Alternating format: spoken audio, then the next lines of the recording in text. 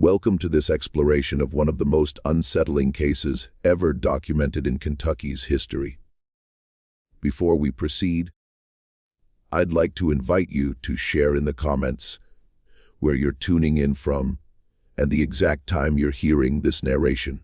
We're curious to know how far and wide these documented stories reach, and at what hours of the day or night they find their audience. The autumn of 1907 descended upon Harlan County with an uncommon stillness. Pine Mountain stretched its long shadows across the valleys beneath, where numerous hunting cabins dotted the landscape along the Cumberland River, according to county records preserved at the Harlan County Historical Society between September and December of that year.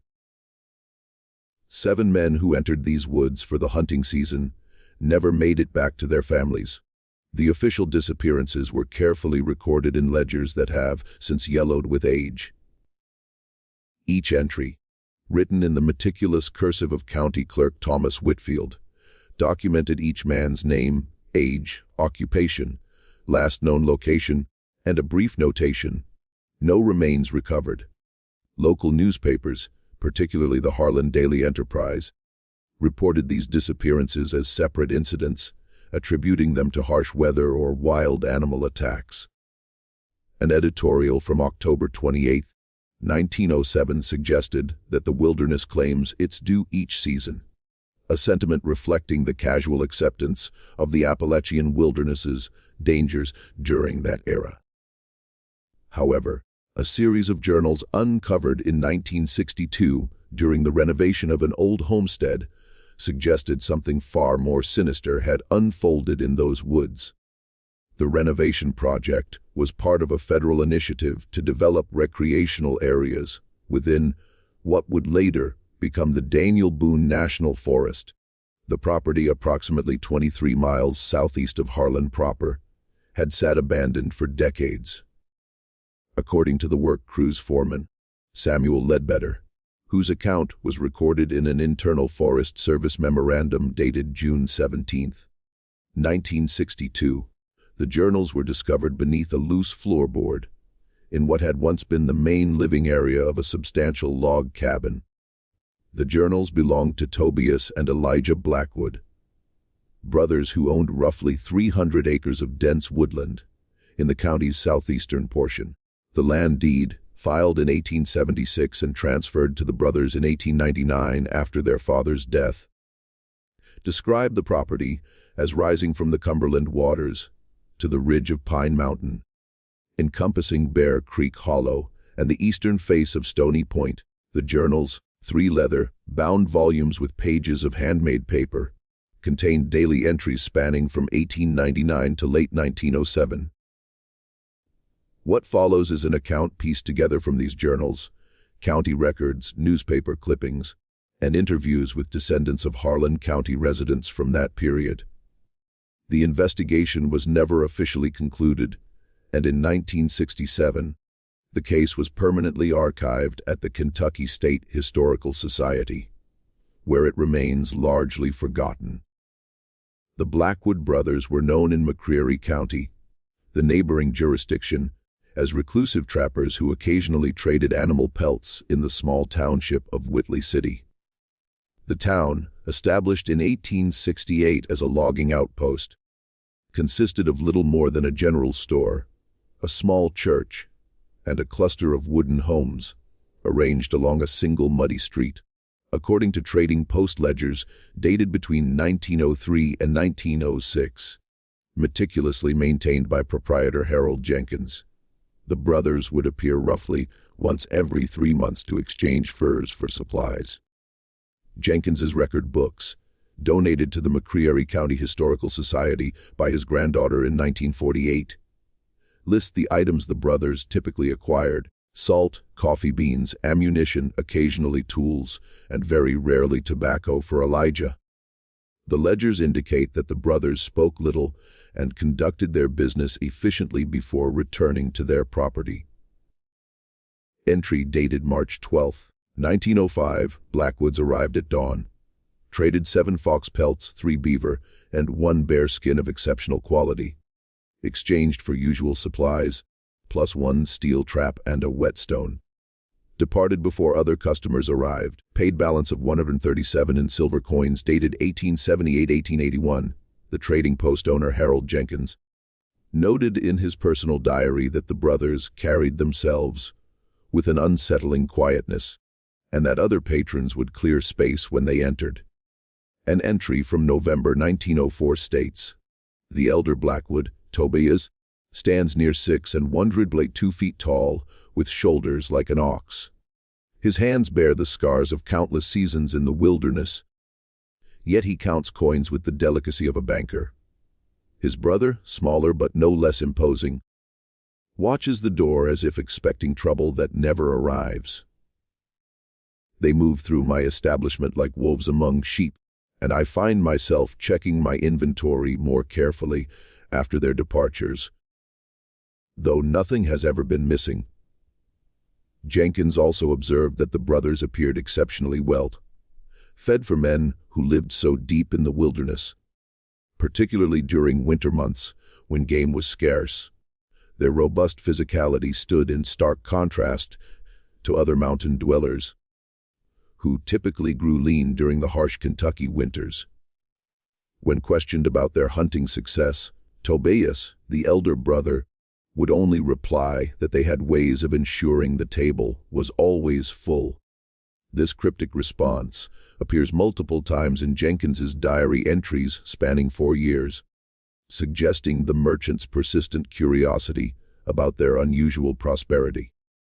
The brothers' cabin stood in a remote clearing approximately 17 miles from the nearest neighbor, accessible only by a narrow dirt path that twisted through dense pine forest. According to the recollections of James Harkins, a logger whose father had once delivered supplies to the Blackwood property in 1901, the approach to the cabin was marked by peculiar arrangements of stones placed at irregular intervals along the path. Harkins, interviewed in 1964 by local historian Margaret Wilson, recalled his father describing the stones as standing like silent sentries, and how they seemed to follow you with invisible eyes.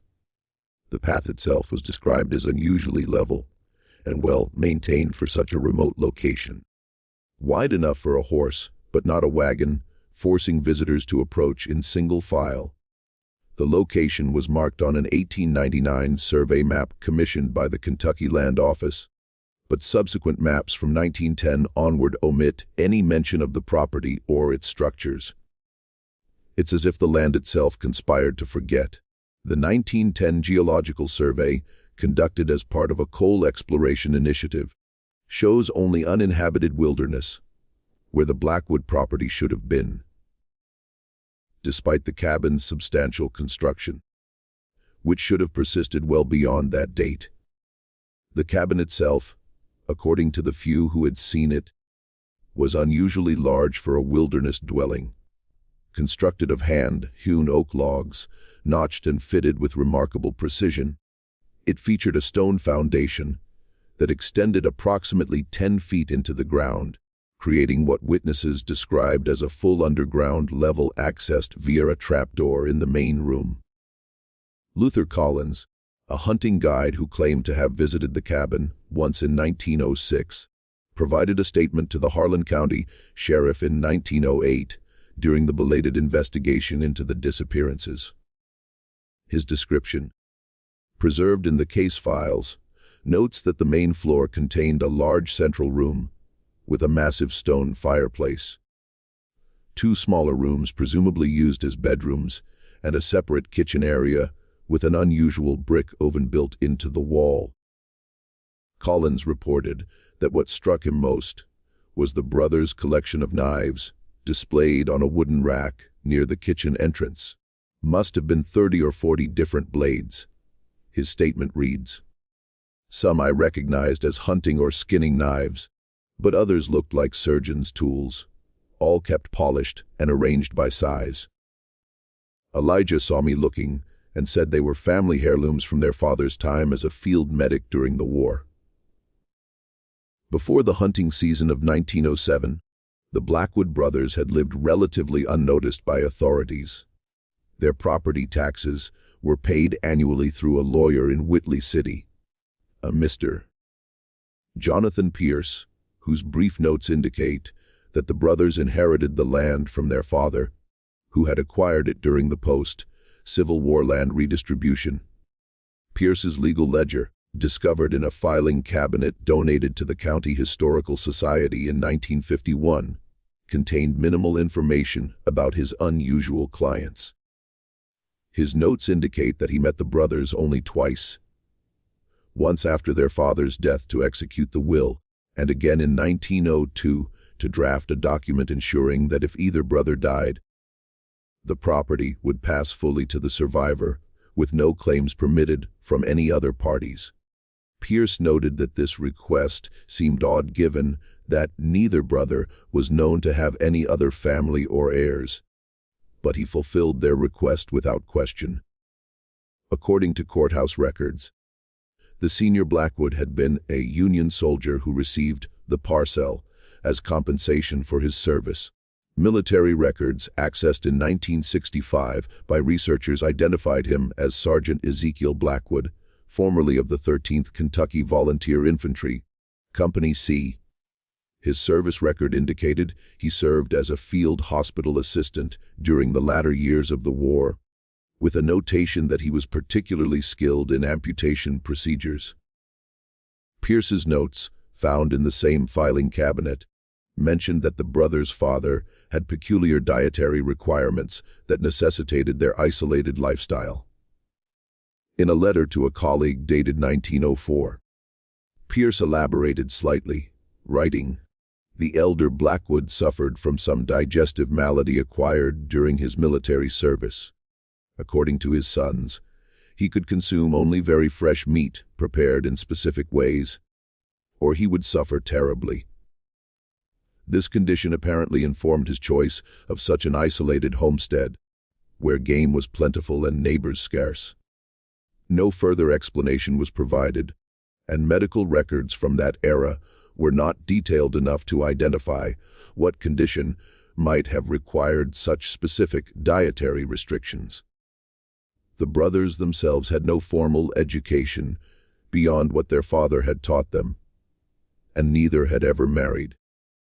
Their isolation was nearly complete, except for their quarterly trading expeditions.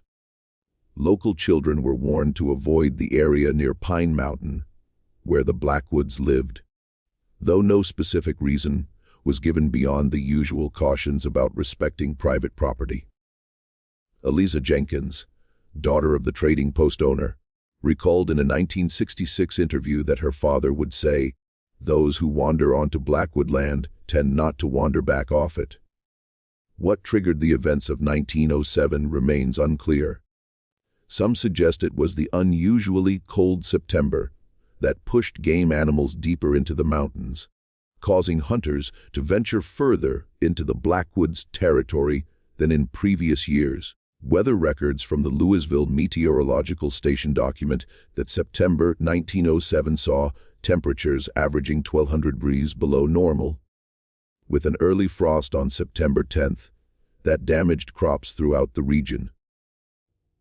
Others point to a county ordinance passed that summer that eliminated private property restrictions for licensed hunters during hunting season, a measure designed to prevent wealthy landowners from monopolizing the best hunting grounds.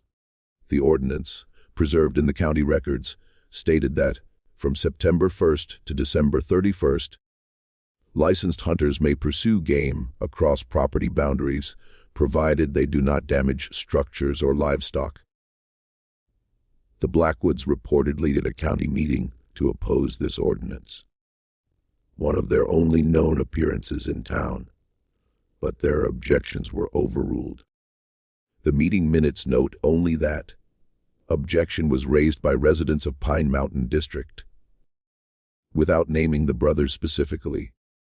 Whatever the cause, it brought strangers into the brothers' domain, and something in the Blackwoods shifted. The first disappearance occurred on September 17, 1907, William Thornton, a 43-year-old bank clerk from Lexington, had traveled to Harlan County with 3 companions for their annual hunting trip, a tradition they had maintained for 5 years. They established a camp near the Cumberland River, approximately 7 miles from the Blackwood property. According to a statement given to the Harlan County Sheriff by Edward Rawlins, one of Thornton's companions, William had told them he was going to check traps along the eastern ridge of Pine Mountain. He was in high spirits that morning. Rawlins stated, having shot a sizable buck the previous day, he mentioned wanting to set traps rather than hunt directly, as he believed the cold weather had driven smaller game into the higher elevations. Thornton departed camp at approximately 8:30 in the morning, carrying his Winchester rifle, a skinning knife, and a small pack containing food and water. When he failed to return by sundown, his companions became concerned. According to the sheriff's report filed on September 20, 1907, Thornton's 3 companions waited until nightfall before searching for him. They found his rifle leaning against a tree approximately 4 miles from their camp, along with a partially filled canteen and a blood-stained handkerchief. The report notes that the rifle appeared to have been placed deliberately rather than dropped, suggesting Mr. Thornton had set it aside voluntarily. No other trace of the man was discovered. The sheriff's report notes that a storm moved in that evening, washing away any potential tracks. A search party consisting of the sheriff, 2 deputies, and several local volunteers combed the area for 3 days, but found no further evidence. The search was abandoned on September 23rd, with Sheriff Harlan Daniels concluding that Thornton had likely suffered an accident in the rough terrain and either succumbed to injuries or was carried off by scavengers. The report's final notation reads, Mr. Thornton's disappearance, while tragic, is consistent with the dangers inherent to hunting in remote areas. His companions returned to Lexington, where Thornton's wife would later commission a headstone in the Lexington Cemetery. Though no body was ever recovered to place beneath it, a month later, on October 23rd, 2 brothers from Cincinnati, James and Robert Caldwell, failed to return to their lodgings in Cumberland. The men, aged 28 and 31 respectively, were experienced hunters who had traveled to Kentucky specifically to hunt white-tailed deer, which were abundant in the region. They had arrived on October 20th and taken rooms at a boarding house operated by Mrs. Edith Simmons, a widow whose establishment catered to out-of-state hunters. The men had informed their landlady that they intended to hunt deer in the southern portion of Harlan County, near the Tennessee border. According to Mrs. Simmons's statement to Sheriff Daniels, recorded on October 25th, the brothers had mentioned finding promising sign near a creek that feeds into the Cumberland, up where the mountains get steep. This description matches the general vicinity of the Blackwood property, though Mrs. Simmons was not familiar enough with the area to make that connection. The Caldwell brothers' horses returned to the stable without riders 2 days after the men departed. The stable hand, Joseph Miller, reported that the horses appeared agitated but not injured, and were still saddled. Mrs. Simmons reported in her statement that the saddlebags contained an unusual amount of meat, wrapped in oilcloth, which she assumed to be venison. Not considering it significant at the time, and believing the brothers had perhaps gone to retrieve more game, she prepared the meat for her boarders. The meat was consumed by boarders before the brothers were officially declared missing. When investigators questioned her about the meat's appearance or taste, she reported nothing unusual, stating only that it was tender, as if from a young animal. She recalled that one boarder, a Mr. Douglas from Virginia, had commented that it was the sweetest venison he'd ever tasted, and had asked about the brothers' hunting location, so he might try his luck in the same area. Mrs.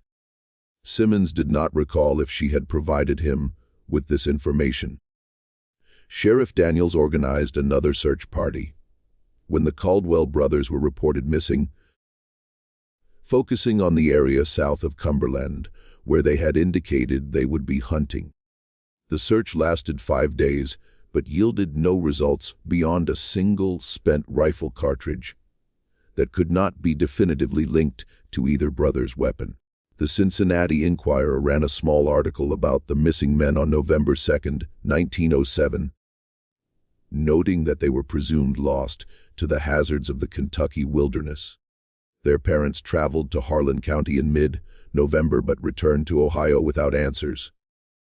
In a cruel irony, Robert Caldwell's wife was expecting their first child, who would be born in February 1908, never having known his father. A letter from Mrs. Rebecca Caldwell to Sheriff Daniels, dated March 1908 and preserved in the case file, pleads for any additional information about her husband's fate. The sheriff's response, if one was sent, is not included in the records. The third disappearance occurred in early November and involved a solitary hunter named Frederick Schmidt, a German immigrant who lived in Louisville and worked as a butcher. Schmidt, 39, had traveled to Harlan County alone on November 3rd. According to the guest register at the Railroad Hotel in Harlantown, he signed out on the morning of November 5th, telling the clerk he planned a hunt for several days before returning. Schmidt never checked back into the hotel, and his disappearance was not noted until November 15th, when he failed to return to his job in Louisville. His employer, concerned about his reliable worker's absence, contacted authorities. By the time Sheriff Daniels was notified, nearly 2 weeks had passed since Schmidt was last seen. A cursory search was conducted, but winter weather had set in, making a thorough investigation impossible. Schmidt's hunting equipment, including a distinctive German-made hunting rifle with his name engraved on the stock, was never recovered. The fourth and fifth disappearances occurred simultaneously and involved 2 local men, brothers-in-law Thomas Howard and Peter Jenkins, who left their homes in Cumberland on November 26th for what was intended to be a 2-day hunting trip. Howard, a coal miner, and Jenkins, a carpenter, were lifelong residents of Harlan County and familiar with the terrain.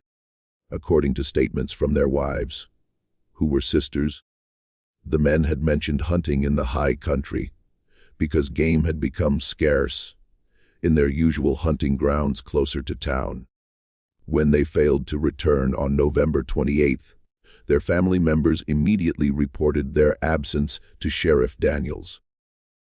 A search party was quickly assembled, consisting primarily of fellow miners and neighbors who knew the men well. Despite their familiarity with the area, the search party found no trace of Howard or Jenkins beyond their initial campsite, which appeared to have been abandoned hastily. The campfire had been extinguished, but their cooking equipment was left behind, along with a partially dressed rabbit carcass that had been left to spoil. The men's rifles were missing, suggesting they had been armed when they left camp. The sixth disappearance, occurring on December 12th, involved Reverend Isaiah Thornfield, a traveling preacher from Tennessee who had been conducting revival meetings in small communities throughout Harlan County.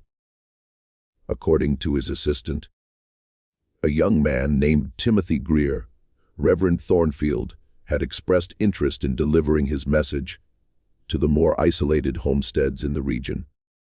The Reverend believed no soul was too remote to receive the word. Greer stated in his report to authorities, he had heard of reclusive families living in the mountains who had not seen a preacher in years and felt called to minister to them. Thornfield departed on horseback on the morning of December 12th, carrying his Bible and a small bag of provisions. His horse returned to the church in Harlan 3 days later without its rider. The saddlebags contained the Reverend's Bible, apparently untouched. But his other belongings were missing. Greer organized a search with church members, but like the previous attempts, it yielded no results. The final disappearance of the season, and perhaps the most disturbing in retrospect, occurred on December 23rd. Mary Caldwell, the sister of the missing Caldwell brothers, had traveled from Cincinnati to Harlan County, determined to discover what had happened to her brothers. Despite warnings about the dangerous winter conditions, she hired a local guide named Jeremiah Stone to take her to the area where her brothers had planned to hunt. According to Stone's subsequent statement to authorities, they set out on the morning of December 23rd, following the general direction Mrs. Simmons had indicated the Caldwell brothers had taken. Stone reported that, as they approached the foothills of Pine Mountain, Mary Caldwell had insisted on proceeding alone for a short distance to a ridge where she believed she could get a better view of the surrounding terrain. Stone claimed he advised against this but yielded to her insistence, agreeing to wait with the horses. After approximately 30 minutes, he became concerned and followed her path, but found no trace of her. As darkness approached, he returned to Cumberland to seek help. A search party formed the next morning, Christmas Eve, but a severe snowstorm delayed their efforts. By the time weather permitted a thorough search, any tracks or evidence had been obliterated by several feet of snow. Mary Caldwell was never found. The 7 disappearances within a single hunting season represented an unprecedented pattern that should have triggered a more thorough investigation. However, several factors contributed to the lack of a coordinated response. The victims came from different locations. Many were out-of-state visitors without local connections, and the disappearances were spread over several months. Sheriff Daniels, according to county records, was also dealing with labor unrest at several coal mines during this period, which consumed much of his department's resources. Additionally, the remote and dangerous nature of the terrain made extensive searches difficult, especially as winter set in. The Harlan Daily Enterprise published an editorial on January 8, 1908, noting the unusual number of missing persons, but attributing it to the particularly harsh winter conditions and an influx of inexperienced hunters unfamiliar with the treacherous mountain landscape. The editorial concluded with a call for stricter regulation of hunting licenses for out-of-state visitors, but made no suggestion of foul play. Years passed, and the events of 1907 faded from public memory.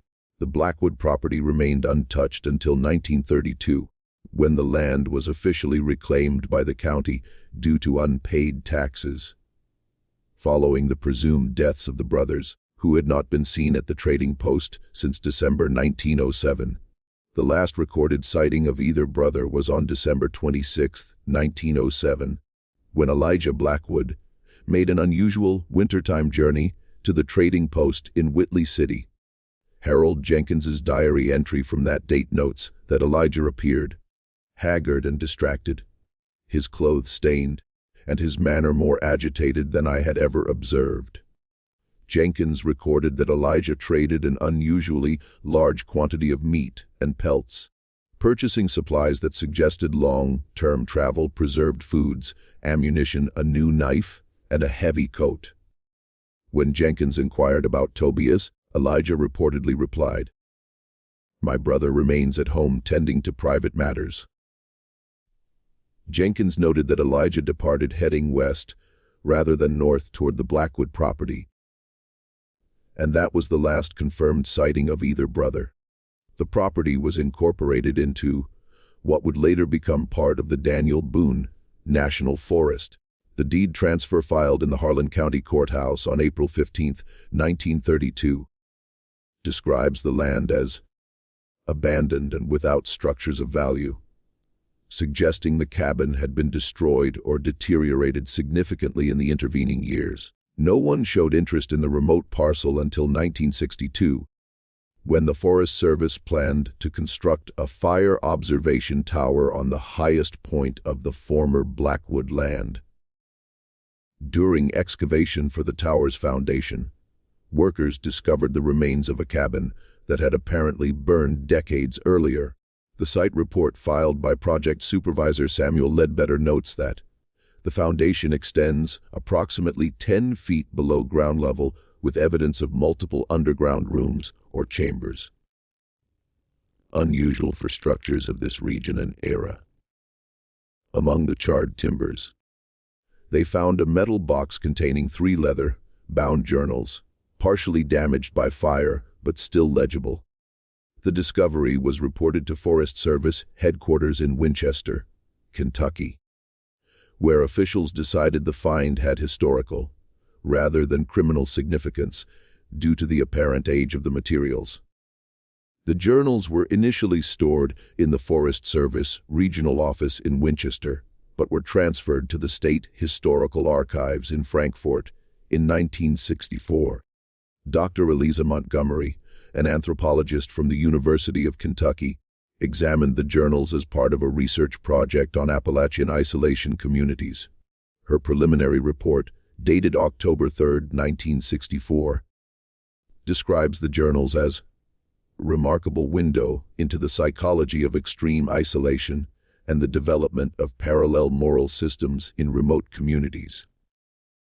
Montgomery noted that the journals contained daily entries written in 2 distinct handwritings, presumed to be those of Tobias and Elijah Blackwood. The entries from 1899 through early 1907 focused primarily on mundane aspects of wilderness survival, hunting reports, weather observations, maintenance of their property, and occasional philosophical reflections that Montgomery described as surprisingly articulate for men with presumably limited formal education. Beginning in March 1907, however, the tone of the entries, particularly those attributed to Tobias, began to shift. Montgomery's notes reveal that Tobias wrote with increasing frequency about encroachment and violations of their territory. An entry dated March 23, 1907 reads, "Found boot prints along the eastern creek bed. Strangers walking our land without permission or acknowledgement. Father would not have tolerated such trespass." Subsequent entries tracked Tobias's growing paranoia about outsiders, with increasingly hostile language. By August, he was writing about setting additional deterrents along the property boundaries, though he did not specify what these entailed. Elijah's entries during this period expressed concern about his brother's changing demeanor. On August 17th, he wrote, "Tobias rarely sleeps, spends nights walking the perimeter, speaks often of father's lessons and our duty to the land. I fear the isolation has begun to wear on his mind, yet he refuses to consider even our customary trading journey this month." The most disturbing entries, however, were recipes. According to Dr. Montgomery's analysis, submitted to the Journal of Appalachian Studies but never published, the journals contained detailed instructions for preparing various cuts of meat from what the brothers referred to as two-legged game. The entries became more frequent and detailed starting in September 1907. With Tobias Blackwood writing on September 18th, "Unexpected bounty yesterday. Trespasser carried identification from a Lexington banking establishment. Elijah processed the meat while I disposed of the remainder, as father taught us. The liver was exceptionally tender when prepared with wild onions and salt. We will preserve the rest using the smoking technique father preferred for the leaner portions." Montgomery's report notes that subsequent entries detailed specific preparation methods for different cuts, with Tobias expressing particular enthusiasm for certain preparations. His entry from October 25th reads, "The older one provided better marbling in the flank portions. Elijah objects to my terminology, but father was always clear that proper nomenclature is essential to proper preparation. We are not savages. We are custodians of an ancient knowledge. Elijah's entries during this period became increasingly distressed. On November 3rd, he wrote, "Tobias is merely protecting what is ours, as father would have wanted." But father's hunger was born of necessity during wartime. Not this eagerness Tobias now displays. He speaks of setting lures rather than merely defending our boundaries. "I find myself unable to sleep, though the meat does sustain us through these cold nights." By December, the brothers appeared to be in conflict. An entry from December 14th in Elijah's handwriting reads, "Confronted Tobias about the preacher." There was no threat there. The man merely sought to bring his God to our door. Tobias said, "All trespassers are the same. Their intention matters not when the result is violation of our sanctuary." He becomes more like father with each passing day, but father at least maintained control of his appetites. Montgomery's research was abruptly discontinued in November 1964, and her paper was withdrawn from publication. University records indicate she requested a sabbatical shortly thereafter and relocated to Oregon. She never returned to the research. The journals themselves were placed in restricted access storage following a review by the State Attorney General's office in early 1965. A brief memo attached to the case file states only that no actionable evidence exists to warrant further investigation of incidents occurring more than 50 years prior, particularly when no identifiable remains have been recovered. The case was officially designated historical interest and archived. In the years that followed Montgomery's abandoned research, a folklore collector named Martin Ridley traveled through Harlan County recording oral histories. In 1966, he interviewed Abigail Jenkins, the 87-year-old daughter of the trading post owner who had known the Blackwood brothers. The transcript of this interview, deposited in the American Folklore Collection at the Library of Congress, contains a chilling account. "My father rarely spoke of the Blackwoods," Jenkins told Ridley. "But there were things he told me near the end of his life that he'd kept secret for decades." According to Jenkins, her father had once told her that in December 1907, Elijah Blackwood had come to the trading post alone, his behavior more erratic than usual. Father said Elijah's hands trembled so badly he could barely count his coins. Jenkins recalled, "His clothes were stained dark in places, and he smelled of smoke and something father said was like a slaughterhouse. He traded an unprecedented amount of meat, which he claimed was venison and wild boar, though father noted it was packaged differently than their usual offerings." Jenkins continued, "Father said Elijah kept looking over his shoulder, as if expecting someone to follow him into the store. When father asked after Tobias, Elijah became agitated and said something that father found disturbing enough to remember word for word. Tobias has developed a taste that can't be satisfied with animal flesh alone. I fear he's changing into something father always warned about." Elijah reportedly paid for his supplies with several gold coins, rather than the silver they typically used. And when Jenkins's father commented on this, Elijah explained they had found the coins in a trespasser's pockets. Before departing, Elijah allegedly told Jenkins's father, "If Tobias comes looking, you never saw me. For your own safety, remember that." Elijah never returned to the trading post after that visit. Jenkins also recounted that several items belonging to missing hunters were discovered for sale in Knoxville the following spring. A pocket watch matching the description of one owned by William Thornton reportedly surfaced in a pawn shop, while a distinctive hunting knife belonging to one of the Caldwell brothers was recognized by a fellow Cincinnati hunter in a Knoxville general store. However, no connection to the Blackwoods was ever established, and authorities considered the appearances of these items to be coincidental. possibly the result of theft by scavengers who had found the missing hunters' abandoned equipment. The interview concludes with Jenkins sharing a disturbing detail omitted from official reports. Her father had sampled the meat Elijah brought in that final visit and became violently ill afterward. Father said he'd never been so sick. Jenkins told Ridley. He described it as if his body was rejecting something fundamentally wrong. He couldn't keep food down for nearly a week afterward. On his deathbed years later, he confessed to her his suspicion that he had unwittingly consumed human flesh. He told me, "Abigail, I've carried this knowledge like a stone in my gut for years. That wasn't any deer or boar Elijah brought in that day.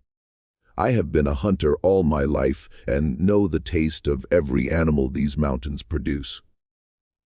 What I tasted that day was something else entirely, and may God forgive me for it."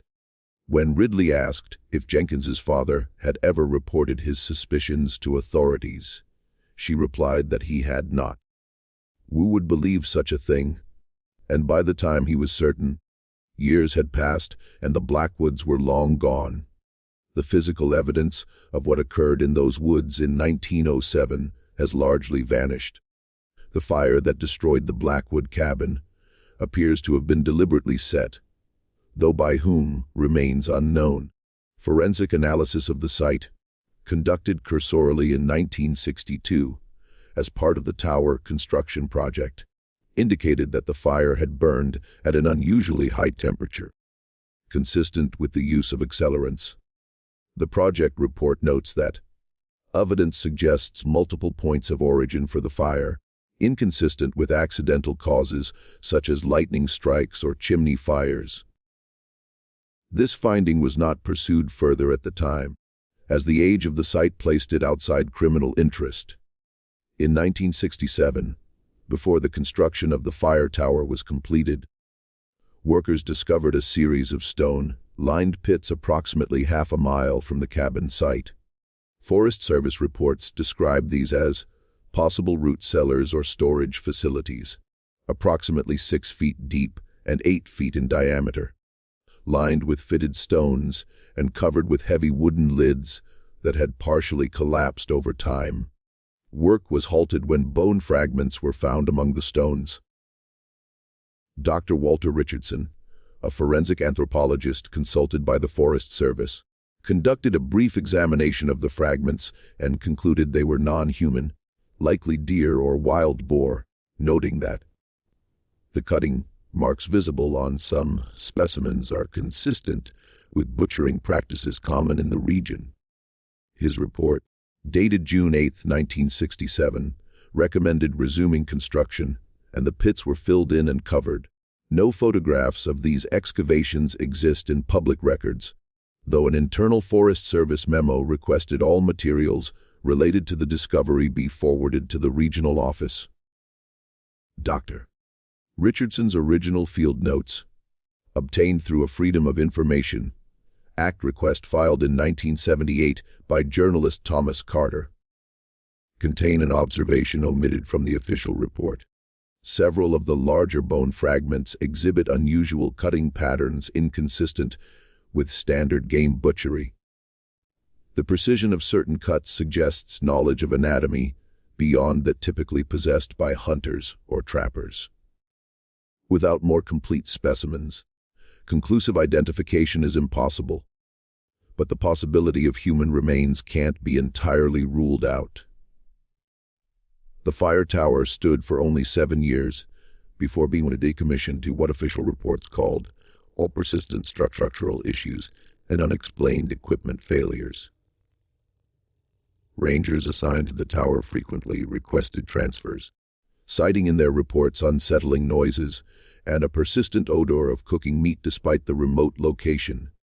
One ranger, David Coleman, submitted a detailed incident report in August 1970, describing what he called an unnerving experience during his overnight shift. At approximately 20:15 a.m., I was awakened by what sounded like multiple individuals moving around the base of the tower. Coleman wrote, When I called out and shined my flashlight, there was no one visible. Yet the sounds continued for nearly 20 minutes. The following morning, I found numerous footprints in the soft earth surrounding the tower, circling the structure completely, yet no tracks leading to or from the area. Coleman requested transfer the following day. His report was filed but not investigated. The tower was dismantled in 1974, and the area was designated as a wildlife conservation zone with restricted public access. The most compelling piece of evidence that something truly horrific occurred on the Blackwood property comes from a source outside official channels. In 1968, a private collector of Civil War memorabilia purchased a trunk of documents at an estate sale in Knoxville. Among these papers was a letter dated January 3, 1908, from Elijah Blackwood to a cousin in Tennessee. The collector, Herbert Simmons, recognized the name from regional folklore and brought the letter to the attention of Dr. Montgomery, who had resumed teaching at the University of Kentucky, but had abandoned her research on the Blackwood case. Montgomery authenticated the letter by comparing the handwriting with journal entries known to be written by Elijah, confirming its likely legitimacy. The letter, written on water-stained paper and fading ink, contains a confession of sorts. Dearest cousin, the letter begins, "Though we have never met, I write to you as my last remaining blood relation, according to father's records. What I must confess may never reach your eyes, as I doubt my resolve to actually post this letter. Yet, I must set down the truth somewhere before I depart this world or lose my mind entirely." Elijah wrote that their father had taught them that human flesh contained special properties that would grant strength and longevity if consumed regularly. He claimed that their father, Ezekiel Blackwood, had survived the harsh winter of 1865 while serving with the Union Army by consuming the flesh of fallen soldiers. Developing an addiction he passed to his sons through both instruction and practice. Father taught us that certain men, particularly those who lived clean lives and abstained from spirits, provided meat that could sustain not just the body but the spirit. The letter continues, "Hay called it the ultimate sustenance and believed it had extended his life beyond natural limits. He trained us to identify suitable subjects, to prepare the meat in ways that preserved what he called its essence, and to dispose of the remaining evidence in ways that nature herself would conceal." Elijah described how, following their father's death in 1899, he and Tobias had initially abstained from the practice, subsisting on conventional game. However, during a particularly harsh winter in 1901, Tobias had reverted to their father's ways when a lost trappers sought shelter in their cabin.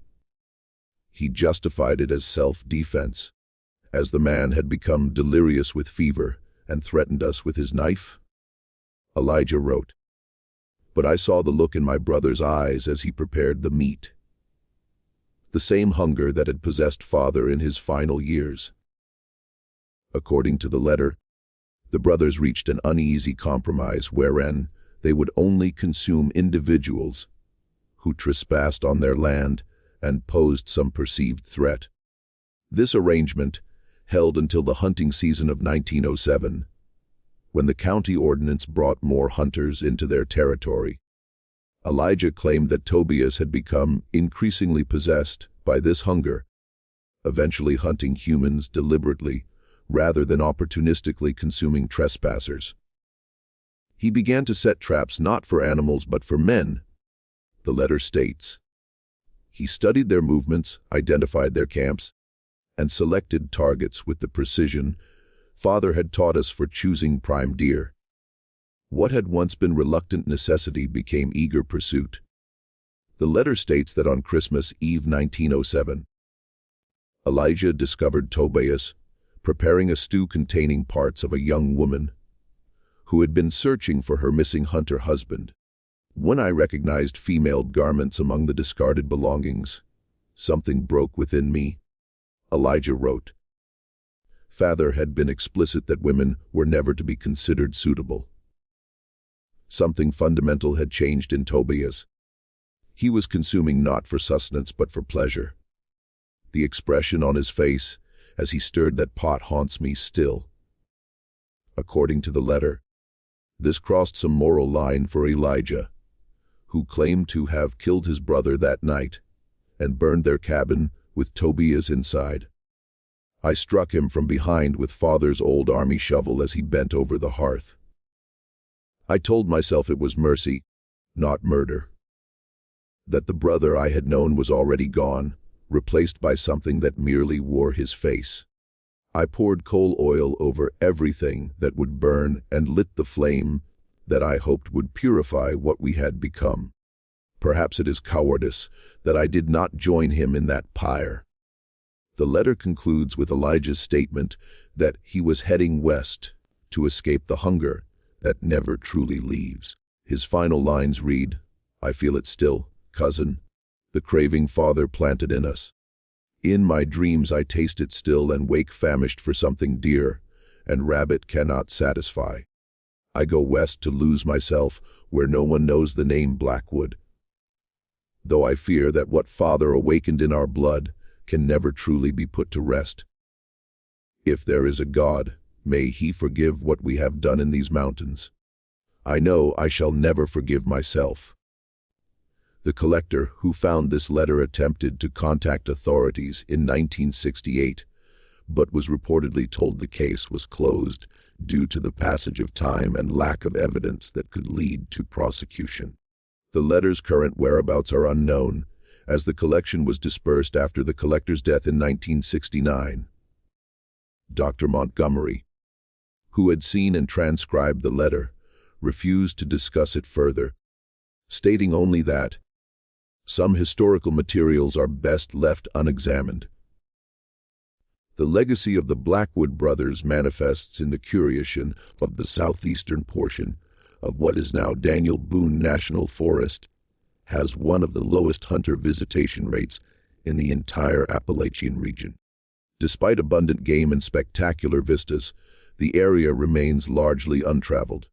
A Forest Service visitor analysis conducted in 1978 found that hunters and hikers alike tend to avoid the specific section that once contained the Blackwood property, even when unaware of its history.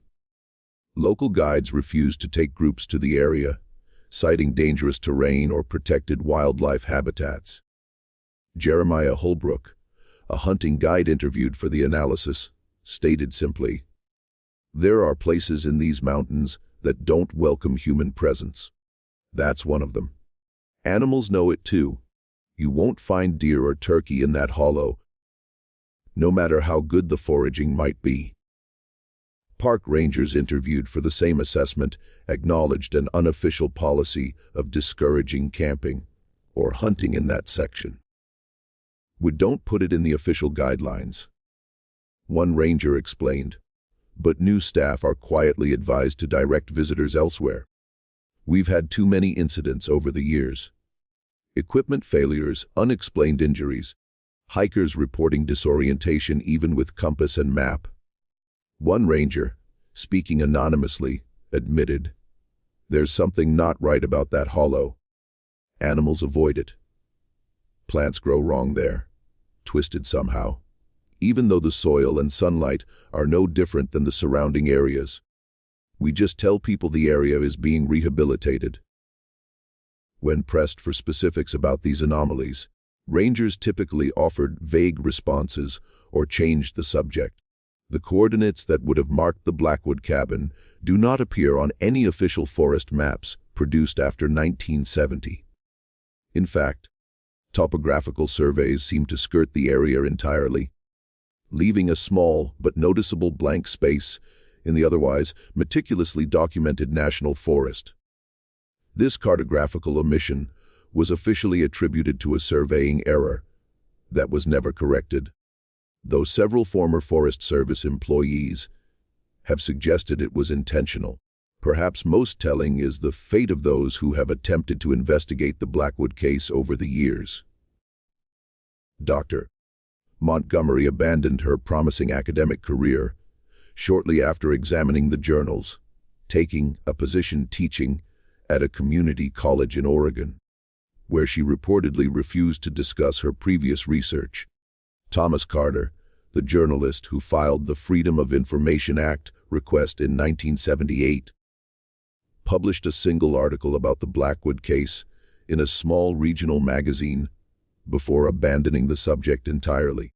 When contacted by subsequent researchers in the early 1980s, he refused to discuss the matter, saying only that some stories carry consequences for those who tell them.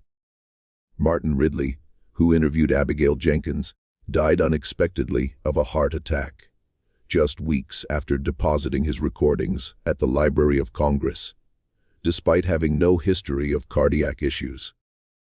Dr. Walter Richardson, who examined the bone fragments found at the site, requested reassignment to a university in California shortly after submitting his report, and never published on forensic anthropology again. In the decades since, the story of the Blackwood brothers has been reduced to a footnote in the region's rich tapestry of folklore. Local residents might share watered-down versions around campfires, usually framing it as a tale of two strange hermits who may have attacked trespassers rather than consumed them. The more disturbing elements have been largely excised from the oral tradition, perhaps out of a collective desire to forget. Occasional rumors surface of hikers finding unusual stone formations or metal implements in the unmapped section of the forest, but no official investigations have been conducted. In 1992, a backpacker reported discovering what appeared to be a stone-lined pit similar to those described in the 1967 Forest Service reports. But when rangers visited the coordinates he provided, they found no such structure. The backpacker later recanted his claim, stating he must have become disoriented in the dense forest. The last documented reference to the case in government records appears in a 1973 internal memo from the Kentucky State Police Archives, authorizing the transfer of all materials related to the 1907 disappearances to deep storage with a notation that they are to be preserved but not digitized or included in any public-facing catalog. The memo includes a curious addendums. Annual verification of secure containment required. Why files relating to a case more than 60 years old would require annual security checks is not explained. A Freedom of Information Act request filed in 2002 seeking access to these materials was denied, citing ongoing investigation status, despite the case having been officially closed decades earlier. When pressed for clarification, state officials claimed the designation was an administrative error, but still refused access to the files. Perhaps most telling is the fact that even today, hunting licenses issued in Harlan County include a map with a shaded area marked simply as environmentally sensitive zone, no hunting permitted. This zone corresponds precisely to the former Blackwood property. Though no official explanation for the restriction is provided to license holders, the designation cannot be traced to any specific environmental protection, order, or wildlife conservation initiative. Local residents know better than to ask. They simply nod and avoid the area, particularly in autumn when the hunger of predators grows strongest. The mountain has kept its secrets for over a century now. Perhaps that is for the best. During the research for this account in 1968, a journalist from the Louisville Courier-Journal traveled to the area to interview elderly residents who might have remembered the events of 1907. Most refused to speak on record, but one man, then in his 90s, offered a perspective that perhaps best captures the lingering shadow of the Blackwood brothers. The mountains remember what people try to forget, he told the journalist. Those brothers weren't the first to develop unusual appetites in these hills, and I doubt they'll be the last. Some hungers don't die with the men who felt them. They sink into the soil, seep into the water, and wait for someone new to feed them. The journalist's article was never published. His notes were found in his abandoned vehicle, near the forest boundary.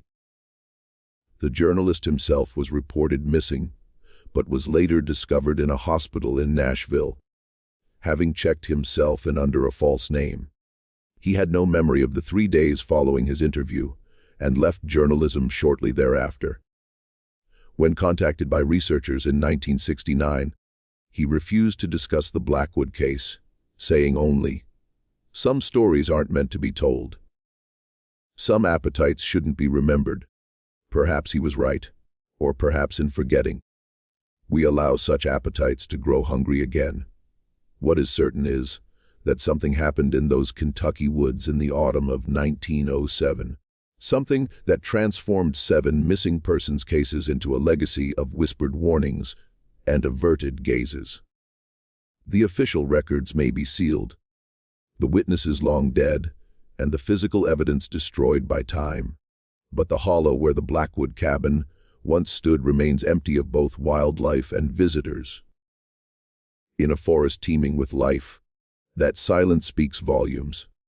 In the years since this investigation was compiled, the eastern ridge of Pine Mountain has been occasionally subject to unexplained forest fires despite no lightning strikes or human campfires reported in the vicinity. Rangers note that these fires typically occur in late September or October, burning intensely but never spreading beyond the boundaries of what was once Blackwood land. After each fire, rangers report finding unusual arrangements of stones that were not present before the blaze. Circular patterns reminiscent of cooking pits that appear to have been recently used, despite the area being officially off limits to visitors. Perhaps it is merely the wind and rain rearranging the landscape after the fires pass through, or perhaps, as local folklore suggests, some appetites burn eternal, rekindled each autumn when the hunting season begins and strangers once again enter the ancient woods of Harlan County, Kentucky.